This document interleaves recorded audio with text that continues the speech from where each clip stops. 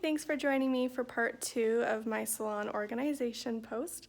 So I'm going to talk to you guys about my gel polish organization and then my acrylic glitters, or acrylic colors, sorry. So yeah, let's jump right into that.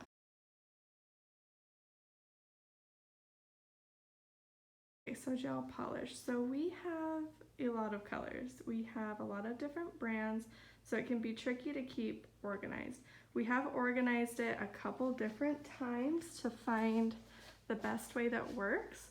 Right now, this is the one that we're loving, and it's all numbered and selected by brands. We choose to do it by brands so that all the bottles that are similar stay together. So for example, all of my Luxio colors, they are all on the same row, all the way down, okay? All of my Bio Seaweed ones, File by Less, Joya Mia, I don't know if I really say that right, Madam Glam, and then my Magpie. So I like all the bottles to kind of stay by each other so that it looks nice on my wall. So then they're all numbered by brand. So I know that Luxio is L, starts with L, and then I have them all numbered from L52 all the way down to L127 because that's how many colors they have so far. Same with Ugly Duckling. So UD, it goes UD1. We only have a few of those, about 11 of those. Couple SE, so you get the point. So same with my Magpie ones. So Magpie starts with MP. 3 goes all the way down to MP83. So that way it stays organized on the wall, and then we correspond it with all these nail swatches. So the nail swatches aren't generally grouped in brands. They're grouped by colors. So I have all my pink, reds, and oranges on one swatch. These ones are cat eye colors. I have all the cat eyes on one swatch. I do have the Magpie colors all on a separate swatch because they're my newest line, so I like my clients to see the newest stuff.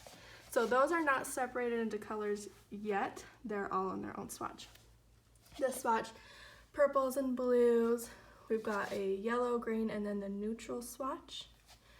This one here also has our newer things. So a couple Magpies, a couple Joya Mias, a couple new glitters. I like the clients to see, you know, again, the newer stuff. So these are the newest. We have a couple glitter overlays. That's what these are in this. And then this one is our mood changing and glow in the dark colors. So if I want to pick a color, I hand my client the swatch that they're wanting. You know, if they tell me they're looking for a pink or whatever, I hand them the right swatch. They pick their color. They say, you know, I want this one. So I see that it says L121.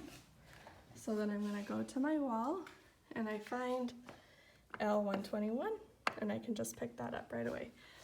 So that's been the easiest way for us to keep all of our different brands and different colors organized.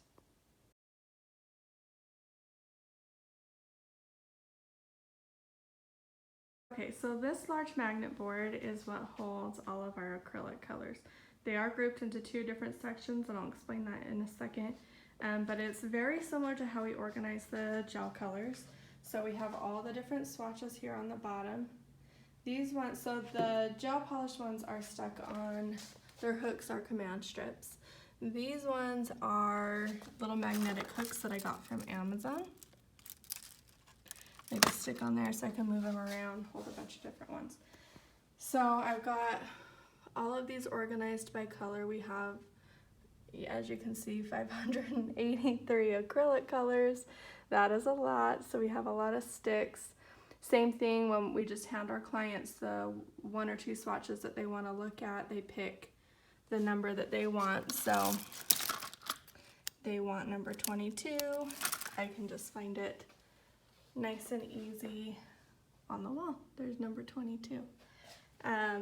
With this many colors, that's the best way I've found to keep them organized. So we keep them in these standard little jars that we glue on a magnet. We've kind of tried a few different glues, and I'll show you which glue works the best, and then these little stickers are just your standard stickers from Walmart, and then just regular circular magnets. We've gotten a variety of these from they either are already in their brand, so this one's like an Elegant Glass. I think that one I picked up earlier was a Young Nails. But some of these we've had to put the colors in on jars of our own that we've found online, because the colors don't always come in the same looking jar. You know, like the Ugly Duckling ones come in really large jars, and we want them to look all the same. So we just transfer them into the smaller jars and put them on our wall. This over here is our dip powders, but we don't do dip. So we actually use them as acrylic powders, because that is basically what they are. So we have separate swatches here too. So I know that this one says it's my dip powder. I can look at it. They want number 80. Again, I find it up here and can grab it there. Eventually we'll probably be transferring these over to our small jars and just make this whole wall look the same. But for right now, they are separated. Okay, so here's how we do those colored acrylics. So here's one of my swatches, so I could show you some of those. This is it's a little empty jar that we've purchased online. So what we do is fill it. Okay, so here's an example of how we put them in these little jars that we buy online.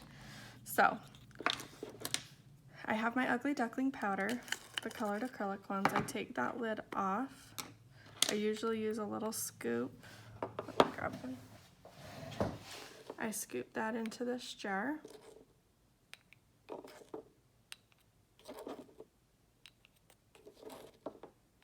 So this can be time consuming, especially when you have so many colors. So that is the worst part about purchasing new colors. But my OCD does not allow me to have different size jars on the wall all mismatched. So this works best to keep my OCD in check. And you can do it a different way, but this is just how I do it. Okay, so I'll put that lid on. I'll take one of my round stickers.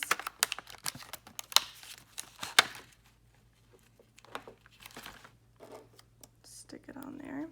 And then I would write the number there, but we'll get to that in a minute. So this is the best glue so that your jars don't end up falling off the wall, because we've had that happen with different types of glue. This one has been the absolute best. We purchased it at Hobby Lobby. So what we're gonna do, open this here. Gonna put a nice dollop on there. Okay. We're gonna squish the magnet on and let that dry for 24 hours before you stick it on your wall. Now, then I make a swatch to go along with it. So I put it on a swatch.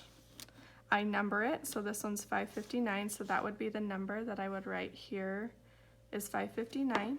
And then these little labels that I use are these 1/2 inch by 3/4 of an inch labels. So I put that on there, and then we're ready to go.